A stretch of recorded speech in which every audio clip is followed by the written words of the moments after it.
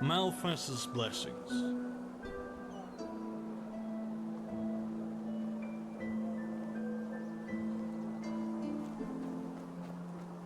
It's always the same with you novices.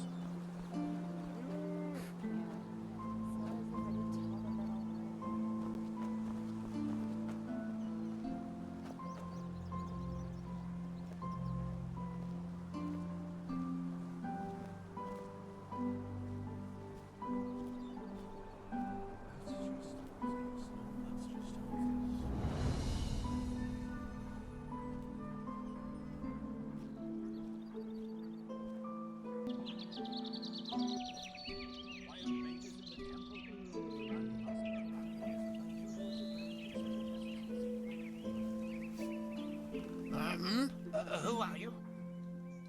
Just a traveler. You're Alfred, right? Childhood friends of Yero? Yero. This is about his death, isn't it? The rampage. So you've heard about it? Of course, who hasn't? Yero was one of us, after all. It is terrible. Simply terrible. You want to hear an old man's opinion, though? I always expected that something like this would happen. Malphas, forgive me for talking about a keeper like that, but it's the truth. You mean you saw it coming? How?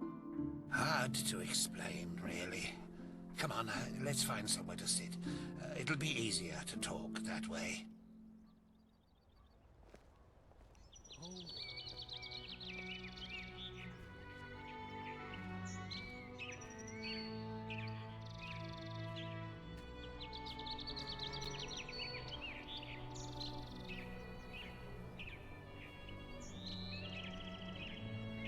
Well, Yero.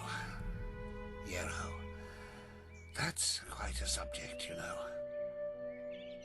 You were right when you said we were best friends. Our fathers knew each other. For as long as I can remember, Yero and I were getting into trouble together. At least, until his mother died. Not of old age, I assume. No. Bandits killed her in broad daylight on Penny Road. Today these incidents are common, but not back then. The road was considered safe, very safe. She was on her way to Ark, accompanied by 3 other women, and they were set upon at the pass. None of them survived. Yero was shattered. I think the worst part was how his father went downhill after his wife's death.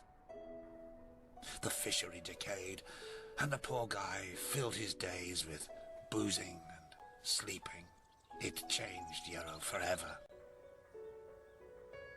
How, exactly? Well, that's a good question. On the one hand, he became a man, despite his tender age. On the other hand, something inside him woke up, so to speak. A desire to make more of his life. Old Mother Jenica noticed it and took him under her wing. He learned how to read and write, and soon he knew all the holy verses by heart.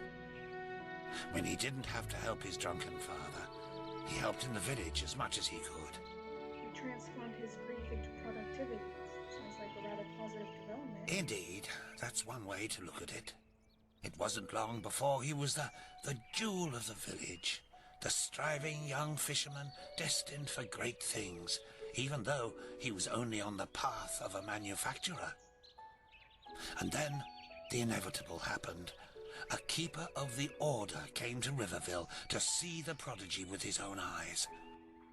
And behold, in addition to Yero's ingenuity, he also had a slumbering magical talent. The keeper took him away, and a few months later, he started his novitiate.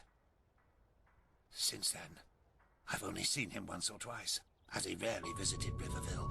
I don't think he ever noticed how much that hurt me. So, what did you mean by I always suspected that something like this would happen? Oh, it's hard to explain. I believe it was the way he was talking about his grand plans. How he wanted to make the world a better place, to become the greatest keeper since Lorem Waterblade. Underneath all this there was an anger. An anger mixed with deep grief and disappointment. I don't think he was aware of it because he drew all his strength from that anger. The strength to do all this, to learn and to work day and night, but it frightened me, like the Blue Death. It slumbers inside the pathless mage who believes he can master magic without the Order's help.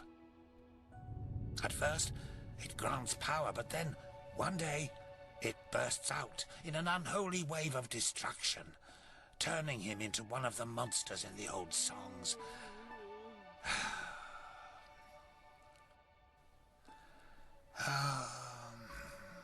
Anyway, I'm just an old man. What do I know about these matters? Now let me go to sleep, my dame. All these memories are making me weary. All right, and thanks for your help. Yes, of course.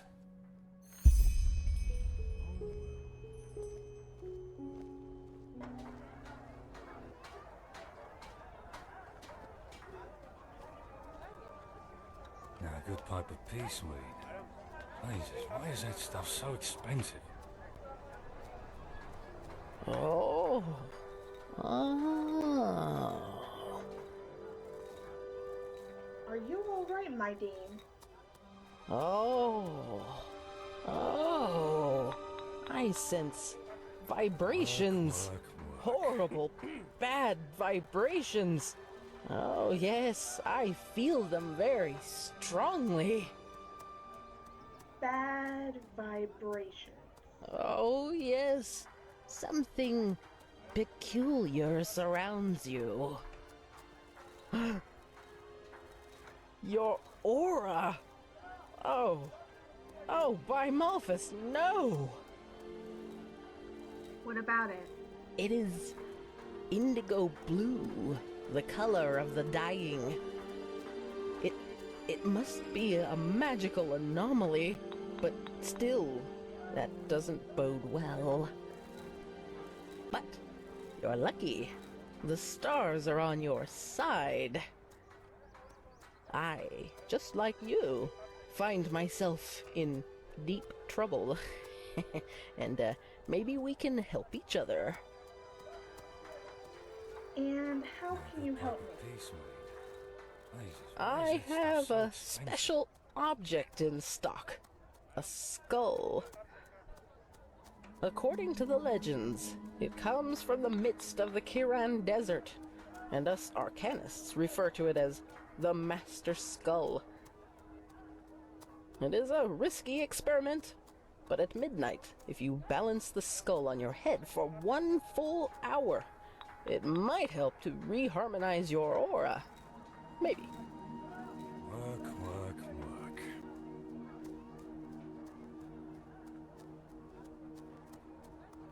Look, if you want me to help you, I need something useful, not some skull. Oh, such distrust in the cosmic powers. Well, a horse can only be led to the water. Drinking has to be done by the horse itself. If it's coin you're after, you shall have it. A couple of days ago, something precious was stolen from me. My beauty potion. And until yesterday, I was in the dark as to who took it. A vision has shed light onto the matter. It was an aura thief.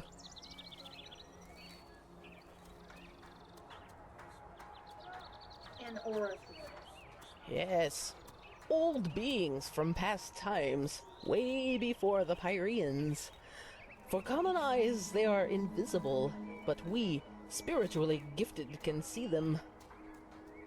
Aura thieves only have one reason for existence, and that is to disrupt harmony by playing horrible pranks on innocent people, such as the theft of my potion.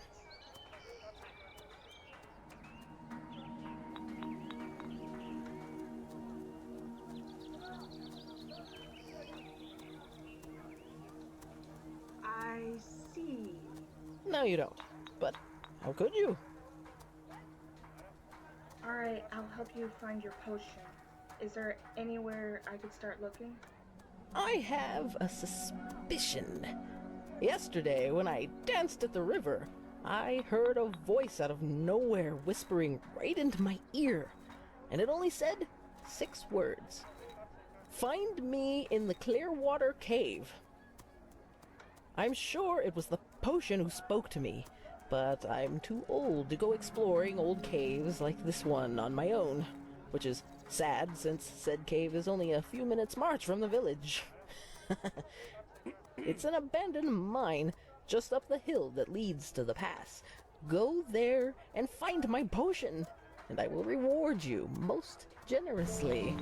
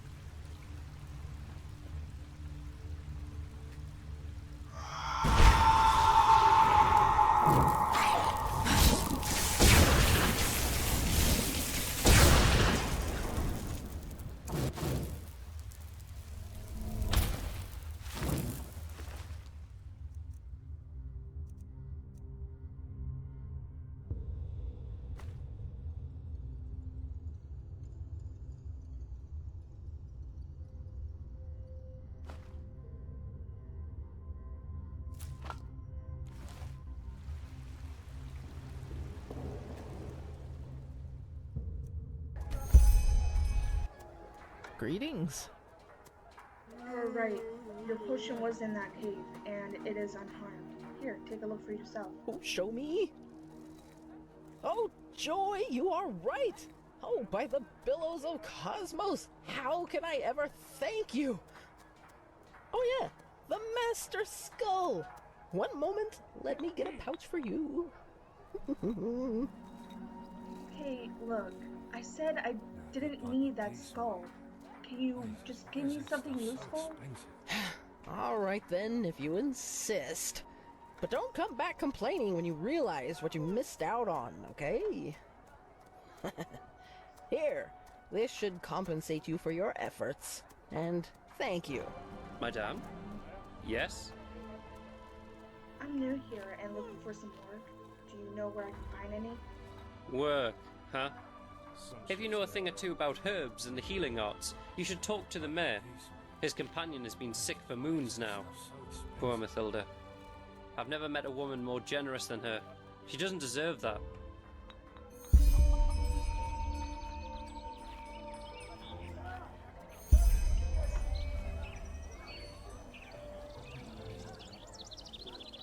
May your path always be even. Potatoes, garlic, radish. Yeah, that should be it.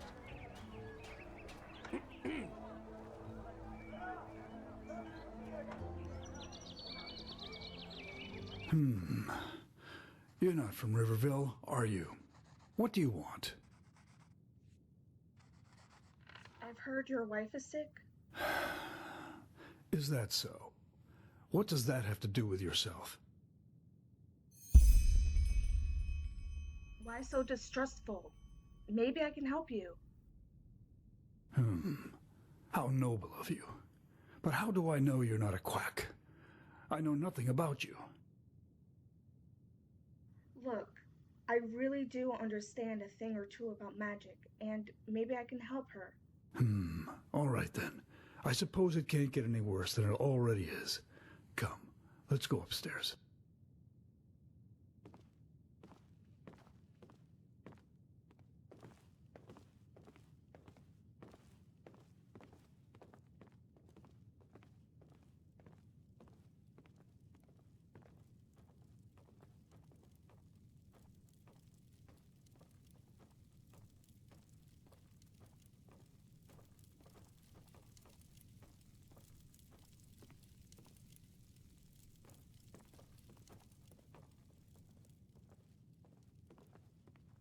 Take a seat.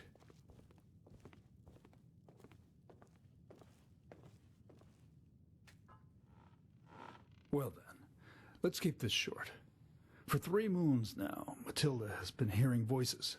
Sometimes during the day, sometimes at night. There is no pattern. According to what she told me when she was still lucid, the voices seem to come from the sea. And it's a mixture of pleading, screams, and weeping. She's hallucinating. Maybe so. Or maybe it is some kind of a ghost, or a magical anomaly. Only Malphus knows.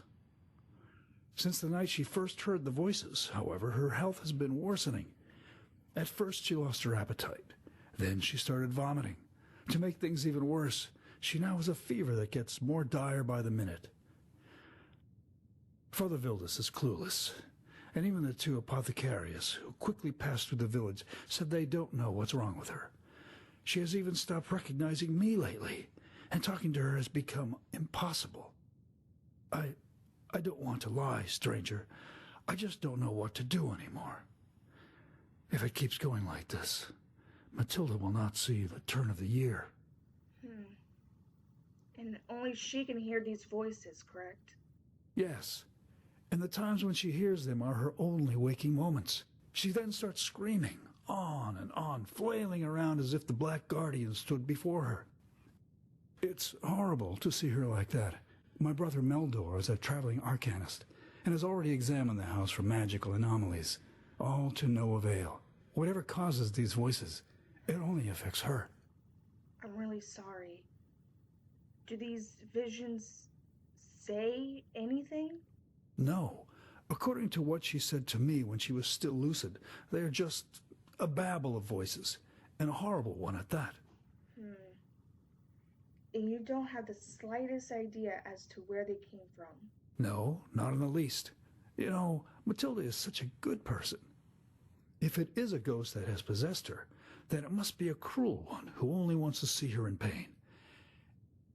And if it's a disease, that Malphus shall be damned for making her suffer like this. I'm sorry.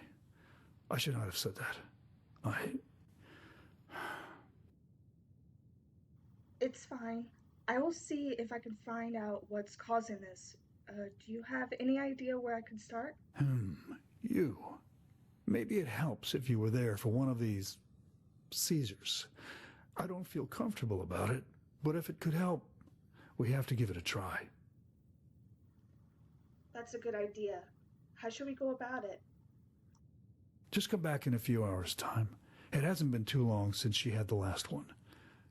Give me a moment with her until then, all right? My brother Meldor will let you in once it's time.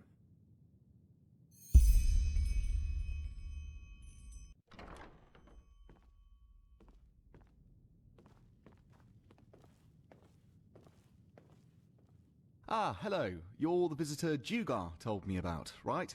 The Outlander? I am, yes. Are we ready? Well, as ready as we can be.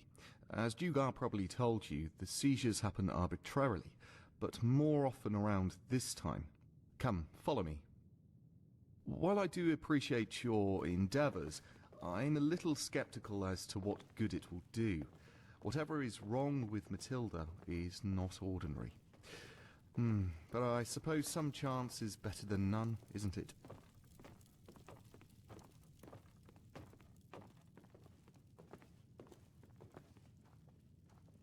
You have a visitor, Dugar. Thank you, Meldor. And thank you for not changing your mind. It could happen any minute now. Just take a seat and wait. And I warn you, this is not going to be pleasant. Oh, Matilda.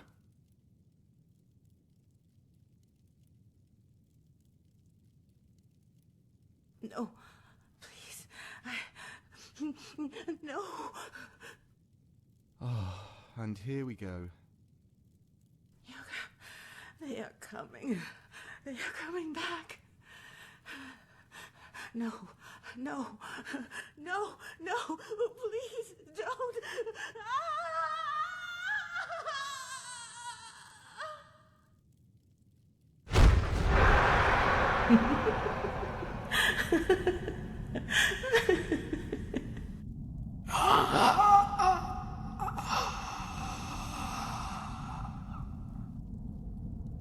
There's no other way. Pentas.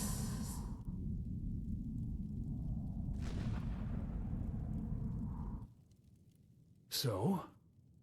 I think I heard something. You mean you heard the voices? What are you? Some kind of medium? I've had these visions since recently. It sounds bizarre, I know, and I don't understand it myself. Does the name Pentas mean anything to you? Pentas? I don't know, but... That was the fisherman, don't you remember? The one who collaborated with the brigands and was killed when he tried to resist the arrest. Ah, yes, of course. And his companion drowned herself afterwards. Poor thing. But I don't understand. What, by the righteous path, does that have to do with Matilda's sickness? I don't know, but something tells me we should follow this lead. Something tells you this, I see. If the circumstances were any different, I would take you for a quack, trying to win my favor. But you seem honest, and I shouldn't leave anything untested. Meldor, where was that fisherman's house again? I have a map. Then give it to her. Of course, brother. If Pentas really has anything to do with this, you should take a look at his old house. It should be abandoned. And now excuse me, both of you. I need some time for myself.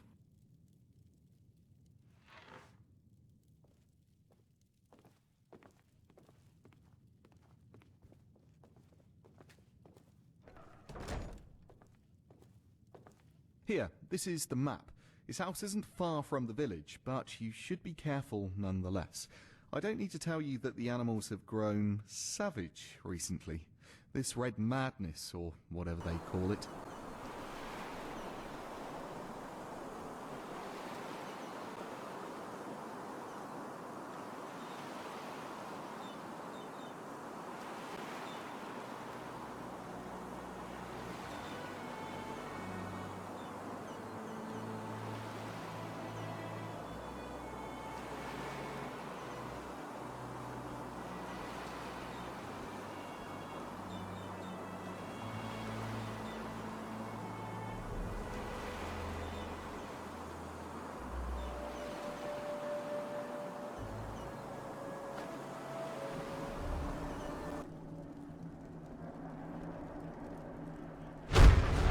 I am sure, Nera, that's the problem.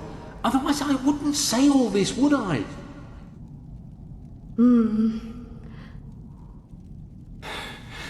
What should we do? Nothing. I beg your pardon? I said nothing. Whatever Madame Fellowall's reasons were, it's her and this Meldor who have to answer to Malphas in the end, not us. But Pentas. If this Meldor doesn't have a problem sleeping with his brother's wife, then only the Black Guardian knows what he's willing to do to make sure no one ever finds out.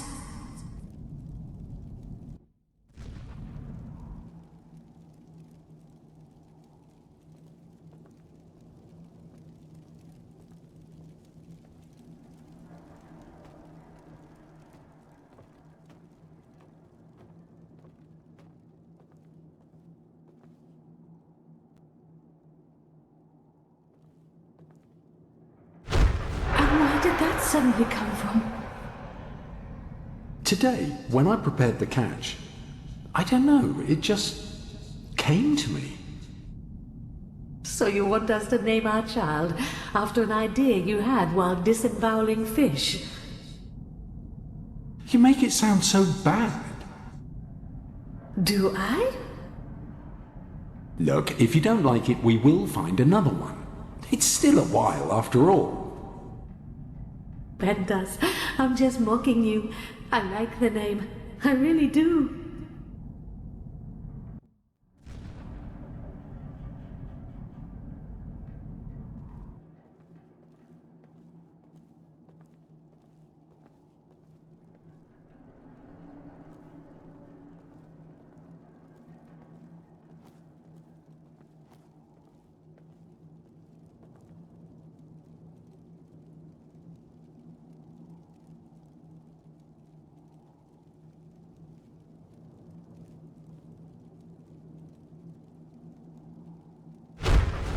Jael, this is madness. Do you even listen to yourself? What, do you think I enjoy this? Please, Pentas, don't make this any harder than it already is. Your chances are best if you cooperate. Chances?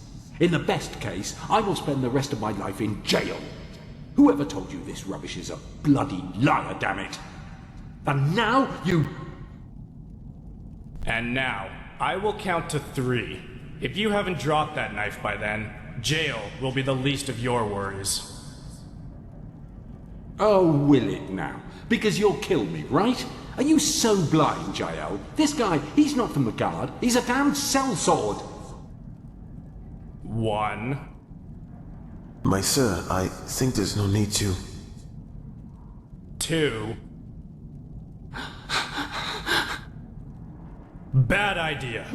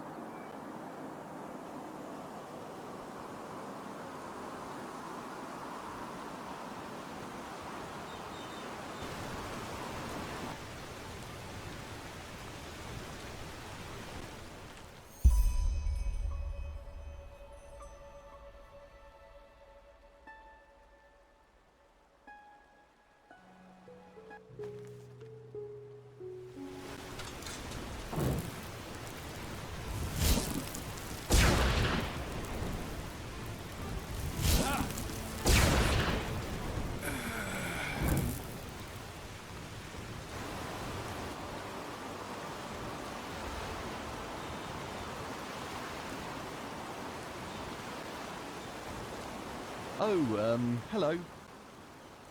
So, did you find anything? I found out quite a lot, actually. For example, that Pentas found out about your affair with Matilda, and that you hired a sellsword to kill him. What? This is ridiculous. Who do you think you are? Let's cut the crap, shall we? I know what you did, and I have evidence. What? Oh, sod it. I never wanted anyone to get hurt. You have to believe me. The whole thing, it got out of hand. didn't want anyone to get hurt. That's why you hired an assassin, I take it. No, I didn't know he was an assassin. Jugar, she never loved him. You know, the only reason they stayed companions was her path abidingness, and that a divorce would have shamed him before the villagers. And I guess banning her was the best way to solve that fucking problem. She started it, not I. I mean, yes, I gave into it, and yes, I love her, damn it. But, oh, by Malthus, what did I get myself into? And I suppose nobody ever noticed, except for Pentas. Yes, we always met on the beach at night, shortly before dawn. That fisherman, he must have gotten up earlier that day and he saw us. I mean, he tried to act as if he didn't, but he did, I'm sure of it. He did, but he never planned to tell anyone. His wife and him, they were afraid of you, Meldor. Yes, that's what I told Matilda too. But she was so afraid, you know, that her entire life would be shattered to pieces and that she would never be granted the eternal paths. And why didn't you tell Jogar? He might even forgiven the two of you.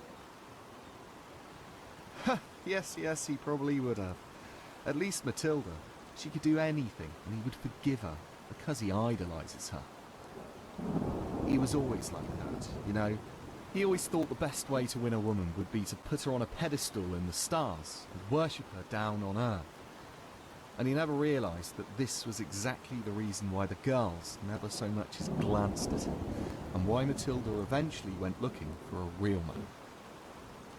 And because you saw no other way, you and Matilda decided to get rid of Pentas, right? No, I mean, yes, I hired that sellsword, but he was only supposed to intimidate him, maybe make him move somewhere else, not kill him, for heck's sake. Please, my dame, you have to believe me. This sickness Matilda has, these voices, they are Malthus's punishment for what we both did to that poor man. She will never wake up again. I can feel it. And if you tell Jugar the truth about what happens now, you will accomplish nothing. Don't you see it? Nothing but break a man who has already been broken.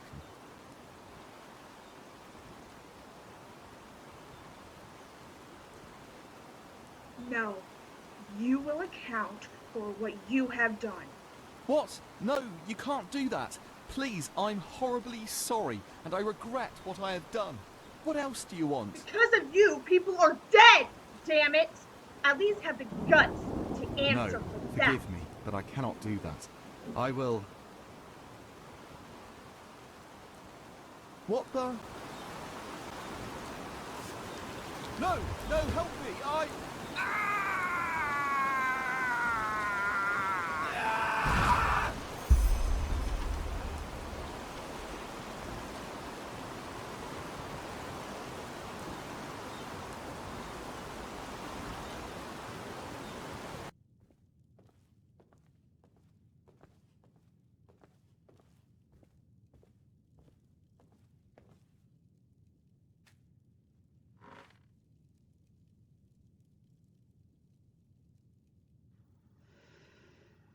Mayor?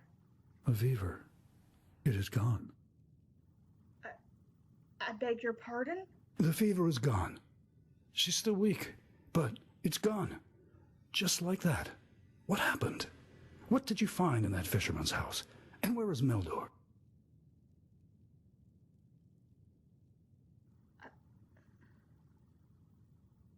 Meldor and Matilda had an affair, but Pentas got wind of it. What? By Malthus, I see. I suppose I should thank you, shouldn't I?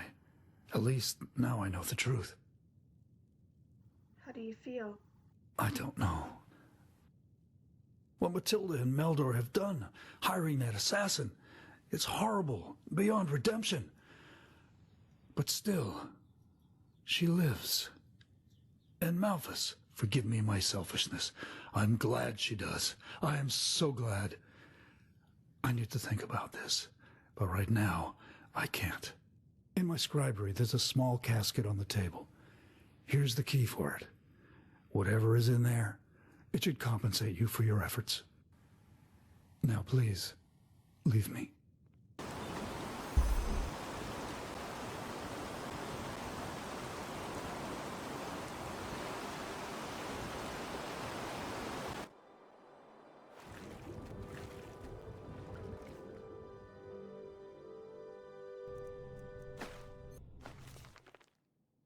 Yesterday, when Sira and I sat under the old oak, she said something I can't get out of my head.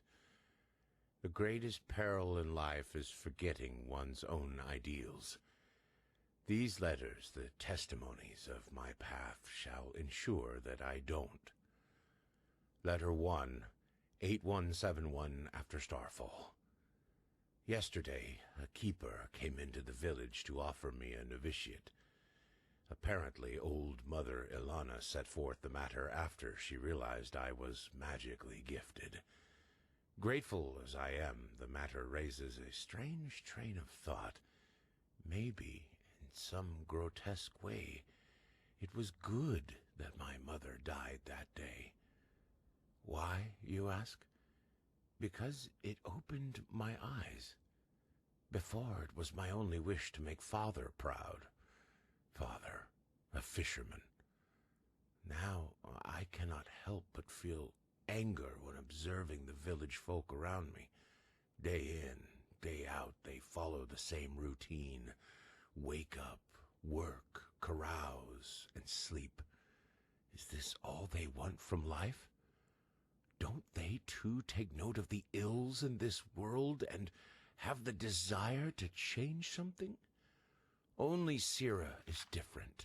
She understands what drives me, and she shares my dream of a better world.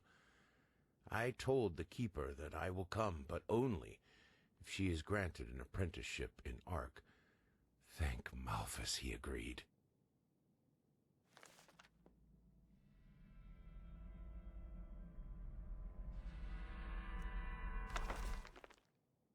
Letter 2, 8186 after Starfall. 15 years have passed since my last letter. Sira and I now live together in a small house in Ark. It's been 5 years since I undertook the Holy Trial, but despite what I thought, I did not join the military wing of the Order. Instead, I became a Magister. Why? Because the children I teach will shape the future of this world, and because there is enough bloodshed already. 2 weeks ago, the Trinchessa approved Sira's concept of the food bank. It obliges every wealthy citizen of Ark to pay a handful of pennies to the Order, with which the Order will provide a warm meal for the Undercity dwellers once a week. Their reactions embittered me. The decree does not ask for much, yet they protested as though we threatened to take their homes. I will never understand people like them. As sad as this may sound, I am happy.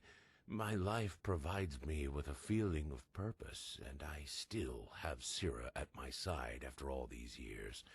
It is strange, even though I know you will never read these lines, it almost feels as if through them I can speak to you. Sira, I love you.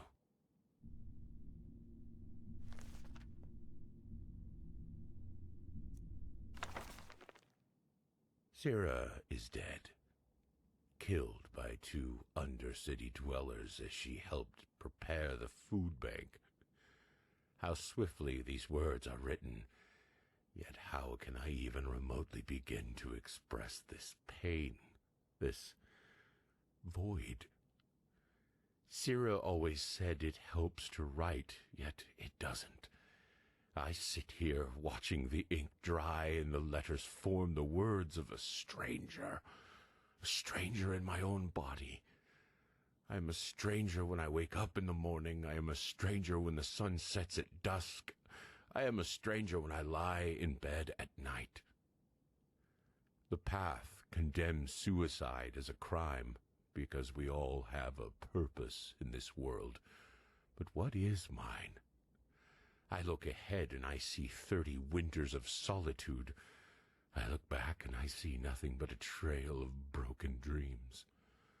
Our food bank caused brawls and murder in the Undercity, and the rich forced the Trechesa to revoke the decree. So tell me, Malthus, is this my purpose? To fail? My thoughts are chaos, and I'm too tired to continue writing. Never walked back on the road from the rigid lands of gold. Oh, blazes. Sorry. I know. I can't sing.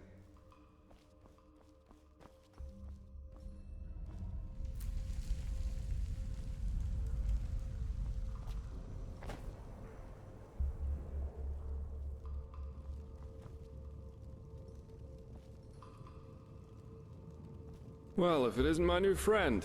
Any luck? I had a chat with this Alfred. He seems to think that...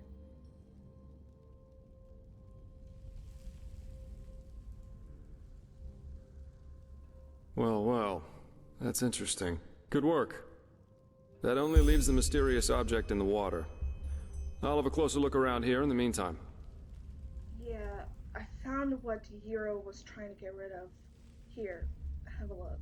Interesting. I didn't know about his companion's fate, to be honest. Irony of fate, isn't it? Murdered by those you wanted to help. But the Order will definitely be interested in these letters. Well done. That should be all we need then. Splendid.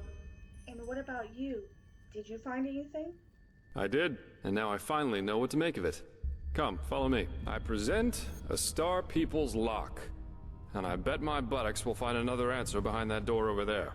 A Star People's lock? Never heard of that before. Doesn't surprise me. This kind of lock is usually only found in treasuries or castles. But they can be picked, though that's going to be quite the challenge without the bolts. You need bolts to open them? Normally, yeah. It's quite simple, actually. Every keyhole has a matching bolt that latches into place once you insert it. And once all the keyholes, 5 in our case, are latched, the door the lock protects opens up. If you don't have the matching bolts, however, you should prepare yourself for the most frustrating break-in of your life. That is, if you don't happen to be Jaspar, who knows a little trick. What kind of trick? You can use wooden sticks instead of bolts. They'll break a couple of seconds after you put them inside the lock, but if you manage to get all 5 sticks into place before the first one breaks, you can basically trick the mechanism. It's all about speed, in other words. So I'd say you do the running, and I'll wait near the pressure plate. You ready? Alright then, let's do this. Splendid. Here are the sticks. Alright, go!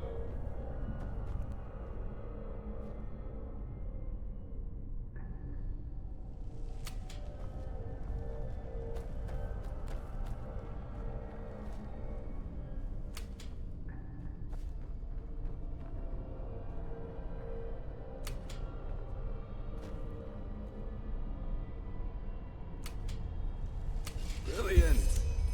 We're really good at this. Now let's take a look and see what the old Magister didn't want anyone to see, shall we?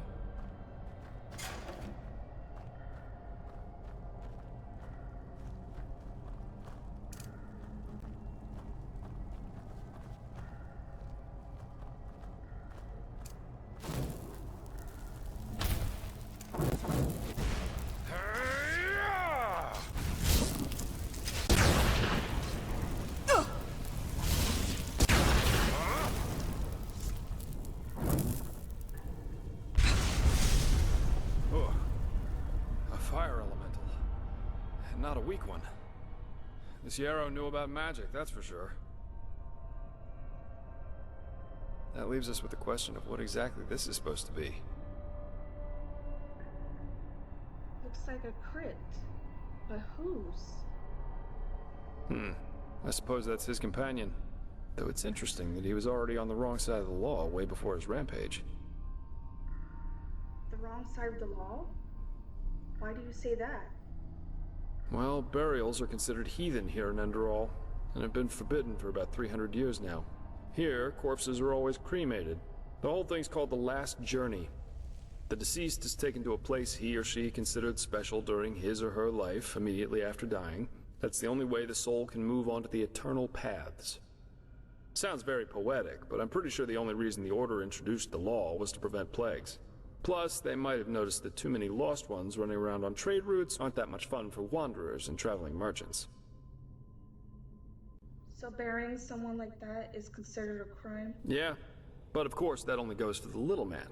The rich and powerful still tend to their family crypts. And there are still plenty of old vaults around from the time before this whole Last Journey thing was begun. And it's good that way. What would life as a treasure hunter be like without the notorious noble looking for family jewels in a century-old grave?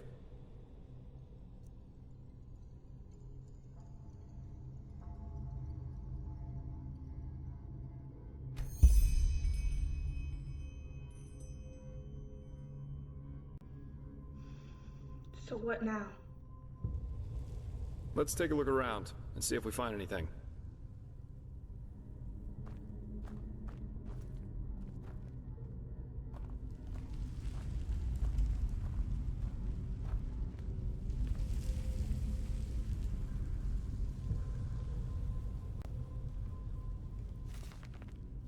Beloved Sira, this is my last letter.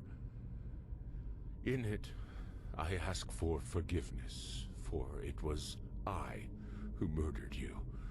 No, of course, it wasn't me who held the knife, but it was me who infected you with my fallacy. The fallacy that the world wants to be saved. It doesn't. Yes, Sira, there's still a part of me who refuses to believe these words, even as I write them. But just one look is enough to prove me a fool. We have so much, yet we are never content. We could make peace, yet we choose war. We embrace hatred over love. And no, Sira, there is no hope, no silver lining, no matter how much we try to tell ourselves the opposite. Mankind is at its end. It has been since some mad god created it for his amusement. A Quranian philosopher once said that there comes a time in our lives when we make a choice. A choice to live virtuously, yet in austerity, or ignobly, yet in pleasure. The philosopher called this second choice choosing the void, because this is what lurks behind its pretty face. Do you see it now, Sira? The bitter truth? They all chose the void, all but us. We who dreamed of something bigger. We who were willing to make a sacrifice for the greater good. Just imagine what we could have done if we hadn't been alone. But we were alone from the very beginning. And no, Sira, these words do not come easy. You of all people should know that. I wanted to believe there was hope. I wanted to believe that all one has to do is remain strong, but look where our idealism brought us. Here I am, in front of your dead body, murdered by those you wanted to help. We should have fled to a faraway isle to grow old together, but we didn't. And why? Because I corrupted you with my delusions. I, too, will go, Sira. I don't think there is life after death, and I do not care. But before I make my exit, I will give this world what it deserves. Do you remember? They all chose the void. They shall have it.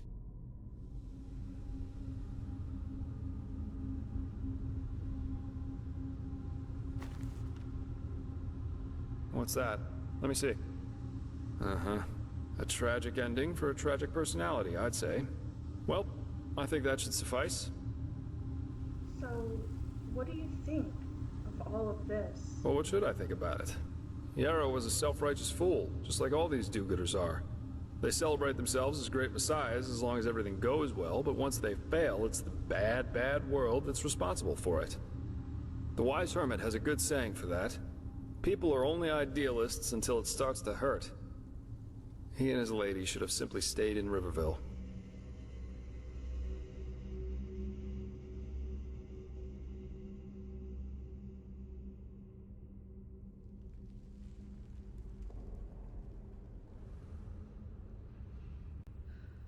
Suppose you got a point there. Glad you see it that way. So what's next? Are we going to Ark? Yeah, we are. Here, I've got 2 teleport scrolls that can take us right back to Riverville. Just meet me in the tavern once you're ready to go. I have some stuff to take care of, so there's no need to hurry. Farewell.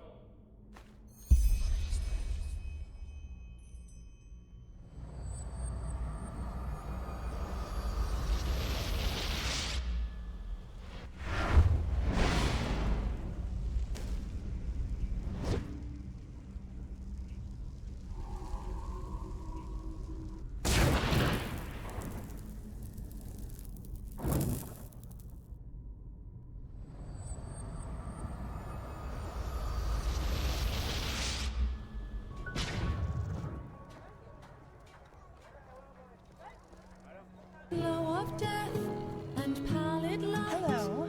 Well, well, well. Haven't I seen this fair lady before? How about a sip of wine?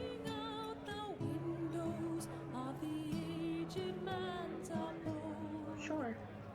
Here you go. So, are you ready for our little journey? It seems that Riverville's Myra's injured, so we'll have to go by foot. What's a Myrid? Oh, right. You wouldn't know that since you're Naramese. Myrids are giant flying creatures. Quite nasty when wild, and quite useful when tamed. You can find Myrid towers all over Enderal.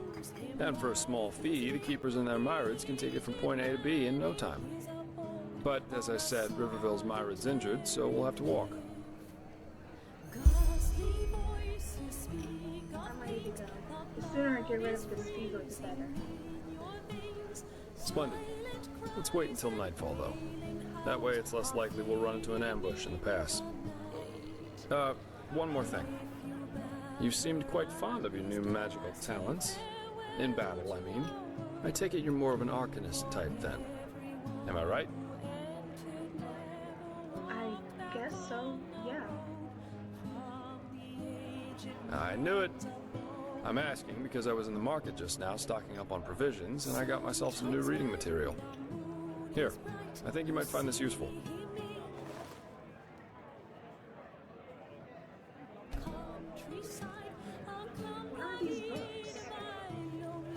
The Arizalian in My Bed, Sensual Confessions of a Vagabond Lady, Volumes 1 and 2. You know, for the lonely nights. Jokes aside, these are learning books, from arcanists or master fencers, depending on what you read. You know how to fight, but if you want to get better, you have to enjoy reading these once in a while. Thanks. You're welcome. Then off we go, I'd say. You go on ahead. Just take the route leading north out of Riverville. It'll lead us straight to the mountain pass.